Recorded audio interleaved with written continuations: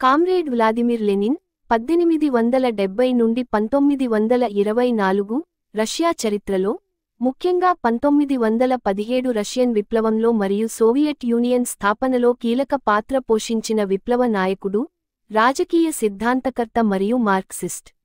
ఆయన జయంతి ఏప్రిల్ 22 సందర్భంగా జ్వాల టీవీ నివాళులు అర్పిస్తూ ఆయన గురించి క్లుప్తంగా. రష్యాలో లెనిన్ పాత్ర. బోల్షెవిక్ పార్టీ నాయకత్వం. Lenin Russian social democratic labour party (RSDLP) లో బోల్షెవిక్ వర్గానికి నాయకత్వం వహించారు. 1903లో పార్టీలో చీలిక సంభవించినప్పుడు ఆయన బోల్షెవిక్లను మెజారిటీ నడిపించారు, మెన్షెవిక్లకు మైనారిటీ వ్యతిరేకంగా నిలిచారు. ఆయన what is to be done 1902 వంటి రచనల ద్వారా విప్లవాత్మక వ్యూహాలను రూపొందించారు, ఒక క్రమశిక్షిత, ప్రొఫెషనల్ విప్లవకారుల పార్టీ అవసరాన్ని నొక్కి చెప్పారు. 1917 రష్యన్ విప్లవం. ఫిబ్రవరి విప్లవం. 1917 జార్ నికోలస్ II పాలనను కూల్చివేసిన ఈ విప్లవం తర్వాత లెనిన్ జర్మనీ సహాయంతో రష్యాకు తిరిగి వచ్చారు. ఆయన all power to the Soviets అనే నినాదాన్ని ప్రతిపాదించి తాత్కాలిక ప్రభుత్వాన్ని వ్యతిరేకించారు, ఇది కార్మికులు, సైనికులు మరియు రైతుల సోవియట్లకు అధికారం ఇవ్వాలని డిమాండ్ చేసింది.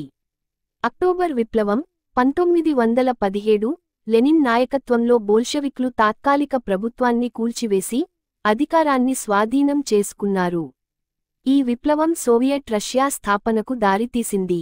Lenin Soviet council of people's commissars అధ్యక్షుడిగా ఎన్నికయ్యారు. సోవియట్ రాష్ట్ర స్థాపన.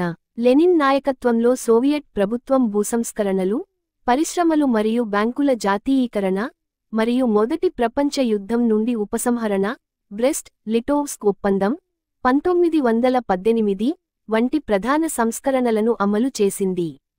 ఆయన భూమి, ఆహారం, శాంతి అనే నినాదాలను నెరవేర్చడానికి కృషి చేశారు, ఇవి ప్రజలలో విప్లవానికి ఊతమిచ్చాయి. ఆయన కమ్యూనిస్ట్ ఇంటర్నేషనల్ కామింటర్నా స్థాపించి ప్రపంచవ్యాప్త విప్లవాన్ని ప్రోత్సహించారు. రష్యన్ అంతర్యుద్ధం 1917 నుండి 1923. బోల్షెవిక్ల అధికార గ్రహణం తర్వాత రష్యాలో అంతర్యుద్ధం చెలరేగింది. లెనిన్ రెడ్ ఆర్మీని నడిపించి వైట్ ఆర్మీ జారిస్టులు, ఉదారవాదులు, ఇతర విప్లవ వ్యతిరేక శక్తులు ని ఓడించారు. ఈ విజయం సోవియట్ రాష్ట్రాన్ని సుస్థిరం చేసింది. New economic policy (NEP). యుద్ధం మరియు విప్లవం వల్ల ఆర్థిక వ్యవస్థ కుంగిపోవడంతో లెనిన్ 1921లో EPని ప్రవేశపెట్టారు. ఇది సోషలిజం వైపు నెమ్మదిగా మార్పు కోసం పరిమిత ప్రైవేట్ ఎంటర్ప్రైజ్ను అనుమతించింది, ఇది ఆర్థిక పునరుద్ధరణకు దోహదపడింది. సోవియట్ యూనియన్ స్థాపన. 1922లో లెనిన్ నాయకత్వంలో సోవియట్ సోషలిస్ట్ రిపబ్లిక్ల యూనియన్ (USSR) స్థాపించబడింది. లెనిన్ దాని మొదటి నాయకుడిగా ఉన్నారు, ఒక పార్టీ సోషలిస్ట్ రాష్ట్రాన్ని ఏర్పాటు చేశారు. వారసత్వం.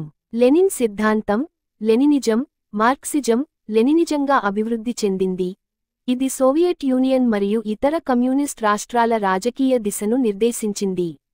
ఆయన మరణం జనవరి 21, 1924 తర్వాత లెనిన్ శరీరం మాస్కోలోని రెడ్ స్క్వేర్లోని మాసోలియంలో సంరక్షించబడింది, ఇది ఆయన చిహ్నంగా నిలిచింది.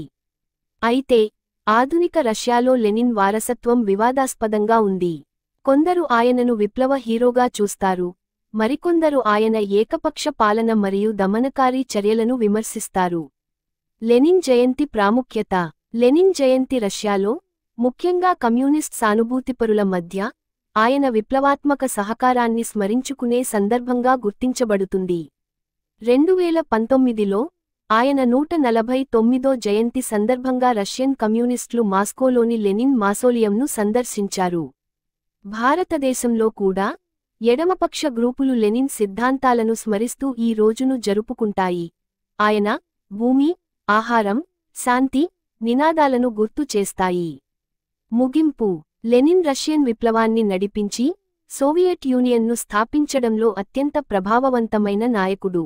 ఆయన నాయకత్వం రష్యా రాజకీయ, సామాజిక, ఆర్థిక వ్యవస్థను మార్చివేసింది. అయితే ఆయన చర్యలు వివాదాస్పదంగా కొనసాగుతున్నాయి. లెనిన్ జయంతి ఆయన ఆదర్శాలను మరియు విప్లవ స్ఫూర్తిని పునరుద్ఘాటించే అవకాశంగా నిలుస్తుంది. లెనిన్ మహాశయునికి జ్వాల టీవీ వినమ్రంగా నివాళులు